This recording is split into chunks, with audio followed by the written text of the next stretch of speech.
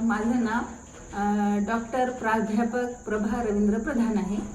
मला मणक्याचा खूप त्रास होत होता. आमचा एकदा ॲक्सिडेंट झाला होता. जवळपास 2003-04 मध्ये आमचा ॲक्सिडेंट झाला होता. त्यानंतर थोडा मणका दुखायचा, म्हणजे मणके दुखायचे, माझे कंबर वगैरे दुखायची. पण तेव्हा ते थोडीशी ताकद वगैरे असल्यामुळे मला काही म्हणजे एवढं जाणवलं नाही. पण 2014 मध्ये मग मला चालणं सुद्धा खूप मुश्किल झालं होतं. मला पाय सुद्धा उचलणं खूप मुश्किल झालं होतं. मग त्यावेळेला मला तो त्रास खूप जाणवला. आम्ही ॲलोपॅथिक डॉक्टरांकडे गेलो.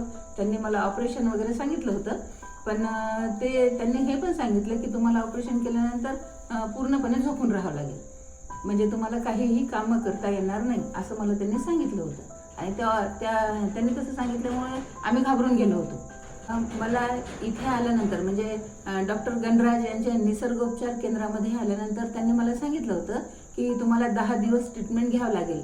10 दिवसामध्ये जो उपचार घेतला त्याच्यामध्ये मी पूर्णपणे क्लिअर झालेली आहे. म्हणजे माझं कुठलाही मणका दुखत नाही किंवा मान वळवता येते. कुठल्याही प्रकारचा मला आता त्रास होत नाही.